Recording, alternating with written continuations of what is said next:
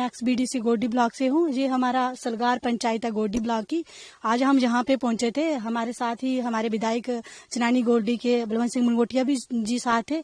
और यहाँ पे बहुत ज्यादा लैंडस्लाइड हुई है, बहुत ज्यादा लैंडस्लाइड आई है। रोड कनेक्टिविटी टोटली हमारी 20 पंचायतों में बंद है और धीरे धीरे अभी एडमिनिस्ट्रेशन के लोग लगे हैं, कनेक्टिविटी को ओपन कर रहे हैं, बट अभी भी हमारी कनेक्टिविटी पूरी प्रॉपर तरीके से कनेक्ट नहीं कर पा रही है, क्योंकि हमें अभी अपने लोगों से लिंक नहीं कर पा रहे हैं।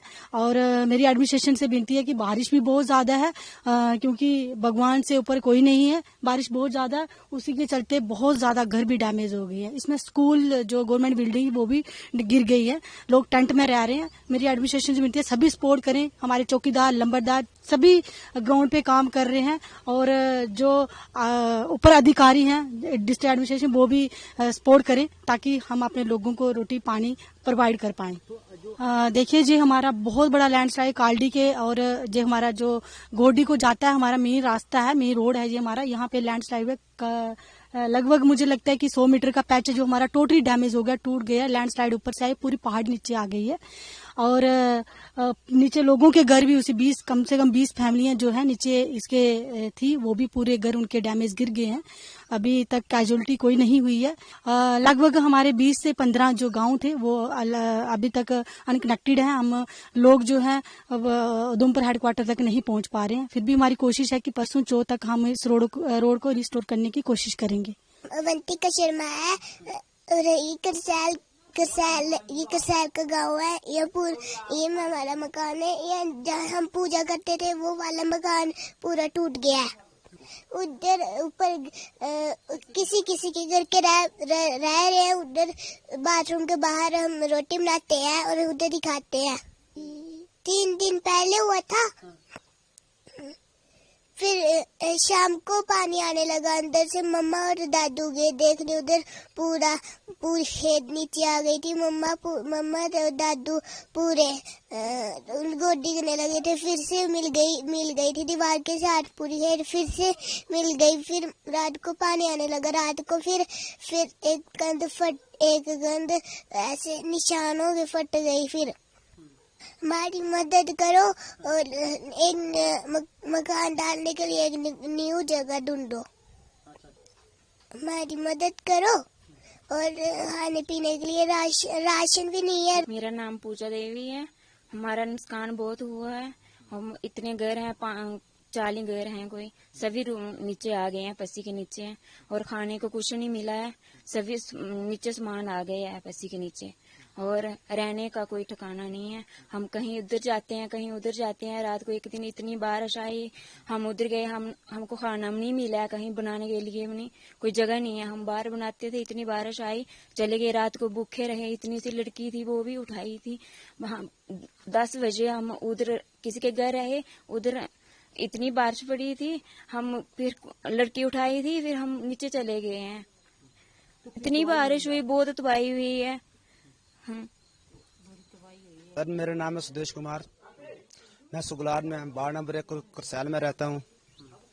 तो ये बारिश हुई 26 तारीख को, तो इतना हमें पता नहीं था क्या हो रहा क्या नहीं। बहुत बारिश थी। हमारे मकान था 40 बाई 40 की मकान था ये, तो सब सामान इसी में था। ये हमारी रसोई थी, ये भी डैमेज हो गई। जो कोठी जितनी भी है मकान सब डैमेज हो गया, अंदर कुछ नहीं बचा खाने के लिए। तो हम खाना बनाते हैं, अगर बारिश होती है उधर बाथरूम के बाहर, अगर बारिश हुई मिलेगा नहीं मिलेगा कोई पता नहीं।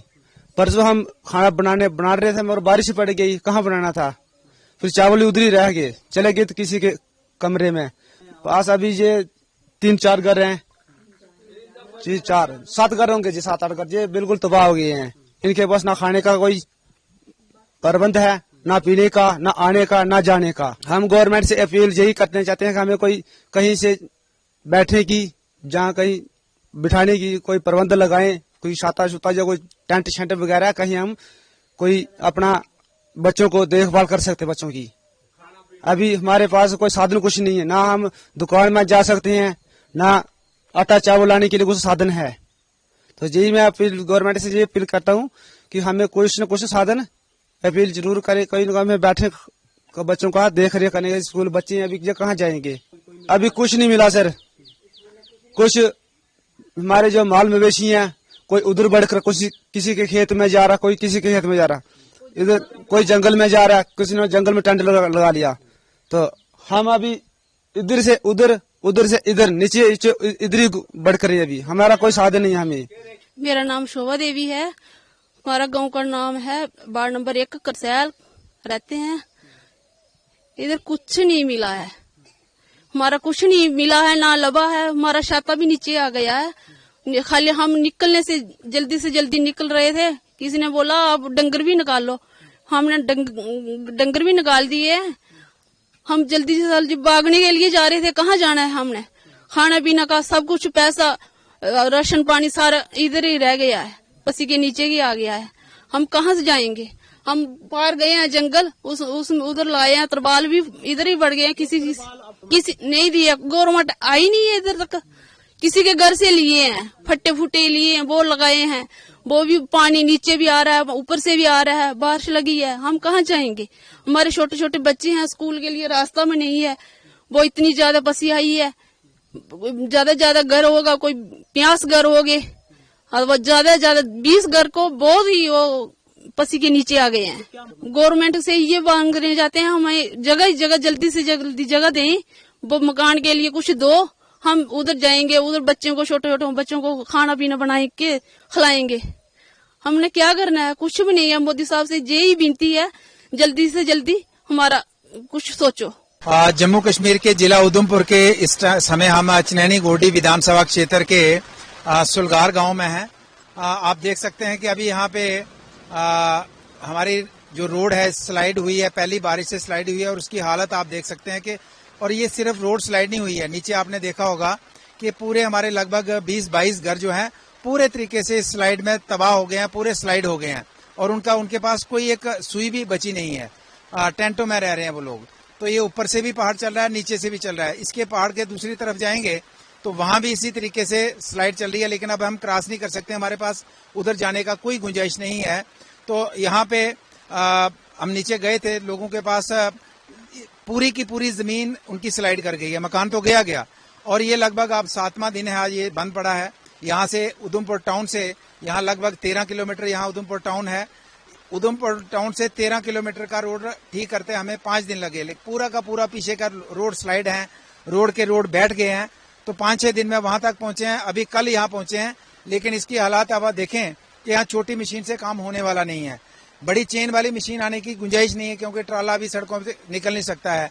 तो ये थोड़ा सा अधिकारियों को, हम सुबह 7 बजे पहुंच गए थे। डीडीसी यहाँ की आरती जी हैं, हमारी छोटी बहन, हमारे यहाँ के मंडल के अध्यक्ष अवतार जी हैं, जगदेव जी हैं, तो सारी टीम सुबह 7 बजे पहुंची, और हमने यहाँ के महकमे के अधिकारी जो हमारे जेईस वगैरह हैं सभी साथ में हैं। तो हमारा था कि ये सुबह जब मतलब थोड़ा सा उजाला होता है तभी से हमारे मशीनों का काम चलना चाहिए, लेकिन 7, 8, 9 बज गए। तो जब पता किया कि जहाँ से मशीन आनी थी वहाँ बहुत बारिश हो रही है, तो यहाँ मौसम ठीक था, यहाँ से 2 किलोमीटर पीछे इतनी बारिश थी।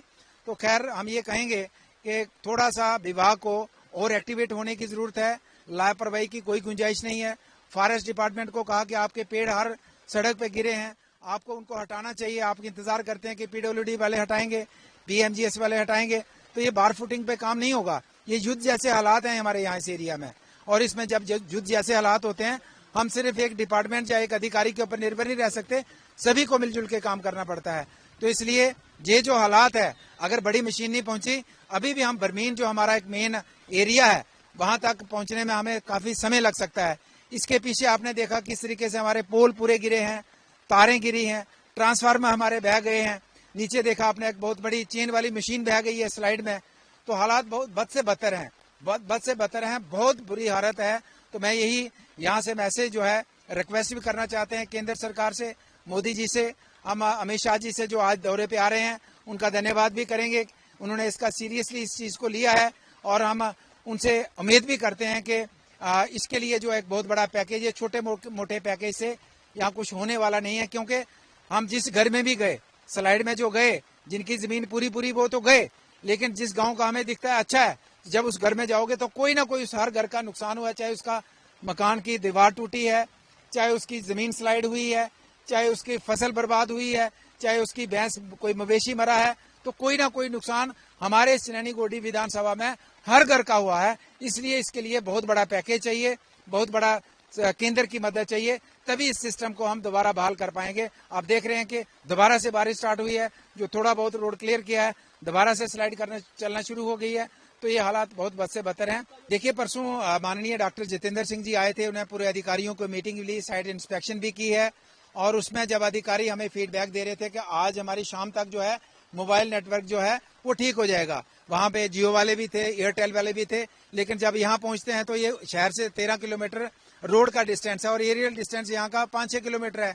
यहाँ नेटवर्क नहीं है, तो हम कैसे कह सकते हैं कि वह हमारा जो बरमीन का एरिया है, गोडी का एरिया है, स्त्यालता का एरिया है, नालाकोड़ा का एरिया है, लाठी का एरिया है, मरोठी का एरिया है, लद्दा का एरिया है, काड़िया का एरिया है, तनास का एरिया है, वहाँ कब नेटवर्क चलेगा। तो सबसे बड़ी दिक्कत है कि हमारे पास पूरे आंकड़े इसलिए नहीं पहुंच पा रहे हैं कि हमारा मोबाइल नेटवर्क बिल्कुल अभी भी 80% जो है काम नहीं कर रहा है। 80% लोग मोबाइल नेटवर्क से डिस्कनेक्टेड हैं, और अभी लगभग हम ये कह सकते हैं कि इतने ही 80% के करीब लोग अभी सड़क की सुविधा से डिस्कनेक्टेड हैं। वो सड़क उनके बाहर तो है, लेकिन सड़क बंद है। और इसी तरीके से हम कहेंगे कि हमारा चनैनी गोड्डी का जो एरिया है अभी तक बिजली से लगभग 95% एरिया जो है अभी बिजली से डिस्कनेक्टेड है, अभी पावर सप्लाई वहां पे नहीं है।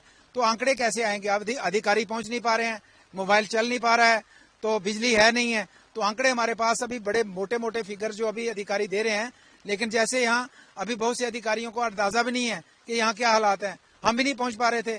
पहले दिन हम लगातार पूरी रात वहां पे जहां उधमपुर से बॉर्डर से टाउन से जो स्टार्ट होता है अमाला, पूरी रात खड़े थे, लेकिन बारिश की वजह से मशीन काम नहीं कर पा रही थी। वहां से एक दिन लग गया, तो यहाँ पहुंचने भले इतना बगल का इलाका है, यहाँ भी नहीं पहुंच पा रहे हैं क्योंकि रोड कनेक्टिविटी नहीं है। और यहाँ के हालात देख के अंदाजा लगाया जा सकता है कि पूरे इलाके के हालात कैसे होंगे। तो मैं ये कहना चाहूंगा कि बहुत बड़े पैकेज की जरूरत है, तभी इन लोगों का सर्वाइवल हो पाएगा। और हम ऊपर वाले से भी दुआ करते हैं, भगवान से भी दुआ करते हैं कि ये बारिश बंद हो जाए। अगर बारिश बंद नहीं हो, हम सड़क ठीक करके आते हैं, आधे घंटे बाद फिर पस्सी आ जाती है, करेंगे क्या? अधिकारी भी क्या करेंगे? तो बारिश भी बंद हो और केंद्र सरकार से बहुत बड़े पैकेज की हम उम्मीद करते हैं।